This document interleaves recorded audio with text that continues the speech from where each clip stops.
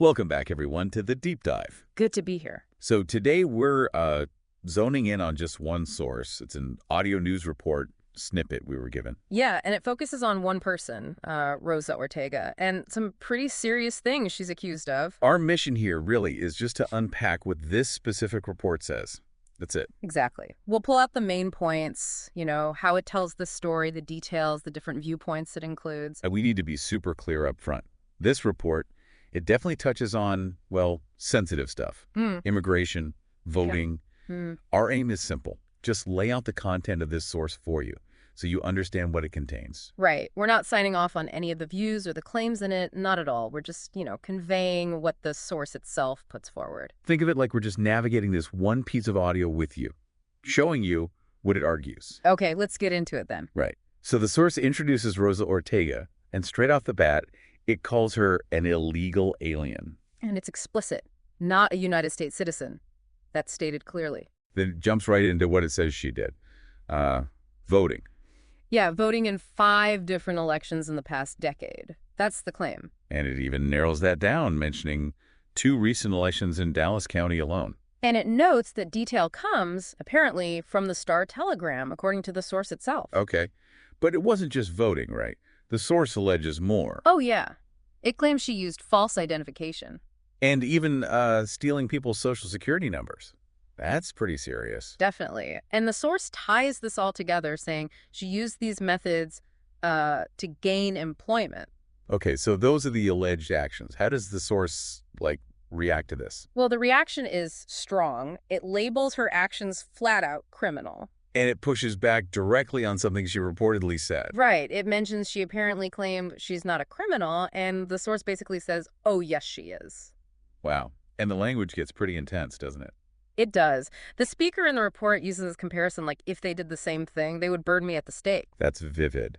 And it frames her actions in a specific way, something about people trying to become citizens legally. Exactly. It paints it as her cutting in front of those folks, the ones going through the proper channels.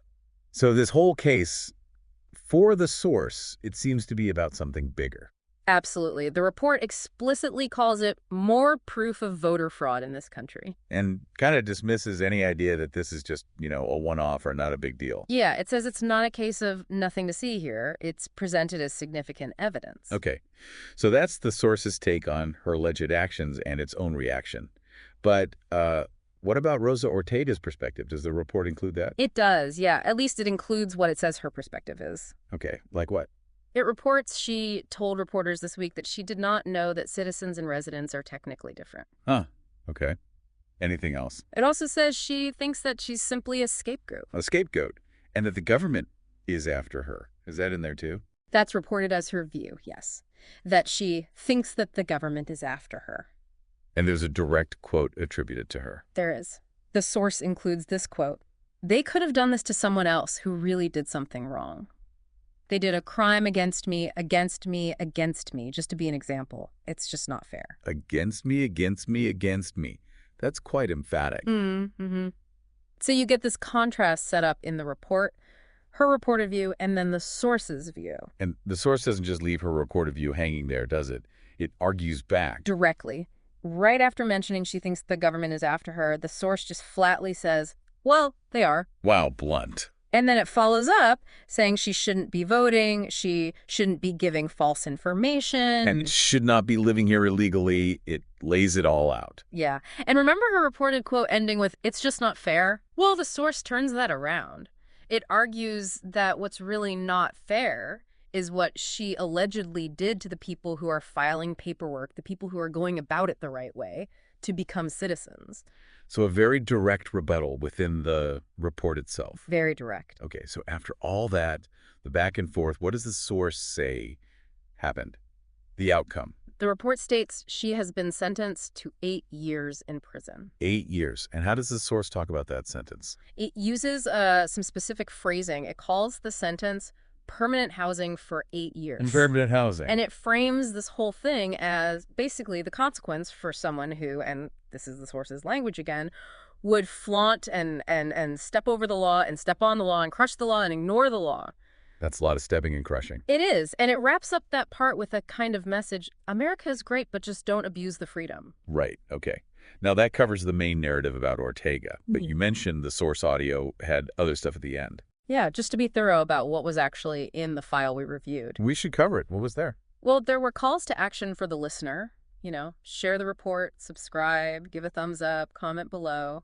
Standard stuff for some content creators. Okay. Anything else? And then there was actually quite a long promotion. Promotion for what? For dietary supplements. From a website, getthetea.com. Huh. Supplements? How did they connect that? The speaker linked being healthy, supposedly, from these products, to being able to continue to keep up the good fight and spread liberty and spread freedom. Interesting connection. But again, just to stress, we're only relaying what was in the source audio provided to us. Precisely. That was part of the recording. So, stepping back, why go through this one specific report in such detail? What's the value for you, the listener? Well, I think looking closely at how one single report like this one frames a complex issue, how it presents the claims, the language it uses, how it includes someone's perspective, and then immediately argues against it, that really shows you how a narrative gets built by that particular source. Right, so it helps you see the mechanics of that specific piece of media. Exactly. You can grasp the core message, the specific details this report emphasizes, and importantly, how it presents conflict or differing views, all without you having to listen to the original audio yourself. It's about understanding what this source says and how it chooses to say it. Couldn't put it better myself. And knowing that can be really helpful when you encounter other reports, maybe different takes on the same or similar topics. Makes sense. Okay, so let's recap quickly. We covered the specific allegations against Rosa Ortega as presented in this source, the voting, the ID, the SSN. Right. And the different perspectives reported, her side, feeling like a scapegoat, not understanding the rules. And the source's very strong counter-arguments and framing of her actions as criminal and unfair to others. We noted the reported outcome, the 8-year sentence, and how the source portrayed that. And we also mentioned the other bits at the end, the calls to action and the supplement promotion included in the recording. And throughout, we've stuck strictly to presenting the content from this one source. No outside info, no taking sides. Just laying out what was there. So, maybe a final thought to leave you with, based only on what we heard in this source material today. Okay. Considering everything this one report presented, the claims about what Rosa Ortega did, her reported confusion about citizenship versus residency, her reported feeling of being targeted, and then weigh that against the source's direct rebuttals, its strong language, its framing of fairness and law-breaking. What questions does this specific account make you ask? Questions about what? Maybe about things like intent versus consequence, or about how different people or different media sources can construct such different narratives around the same set of events, especially when it comes to complex issues like law, immigration, and what's considered fair. That's definitely something to chew on, how stories get told. Exactly. Something to ponder.